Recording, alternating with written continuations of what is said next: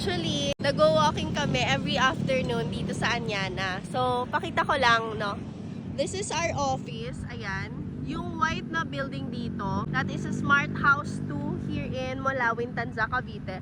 Diyan located yung office namin. So, every afternoon, nakikita namin yung progress dito sa commercial area. So, ang ganda na ngayon. Nilagyan na nila ng mga puno. So, ito naman yung retail building na tinatawag. And also, yung church, malapit na yung matapos. Hindi lang yan, guys. Dito naman, meron tayong Seattle's Best Coffee. So, every afternoon, pag trip namin mag-coffee, yan, dyan kami bumibili. Nag-walking lang kami. And also, ito naman, Kenny Rogers, ginagawa na ngayon. So, ongoing construction yan. Kaya, ang ganda lang kasi parang relax, you know. Tapos yung mga clients pa dito, example, mga family na gustong mag-bonding every afternoon, nandito sila pumupunta. Look, pipiknik naman sila. Yung iba naman na may tina-target na healthy living this 2026, yan, nagjo-jog sila, nagbabike. Tapos iba naman nagwo-walking with their pets, 'di ba?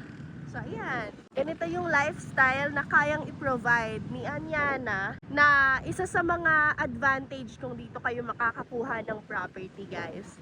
Pwede kayo bumili dito ng lupa lang for investment, kagaya niyan for our OFW clients. Pwede po. So, pwede rin kayong bumili ng house and lot, starts at 3 bedrooms hanggang 5 bedrooms po yung ino-offer natin. Maganda pa yung location natin since malapit sa mga malls, hospital, and also malapit sa expressway like Cavitex and then Calax. So, yung property value natin tataas agad. So, message nyo ako anytime and I'm going to assist you 24/7. Message me on my WhatsApp or Viber at 0917-109-3984. I'll see you soon, guys. Bye!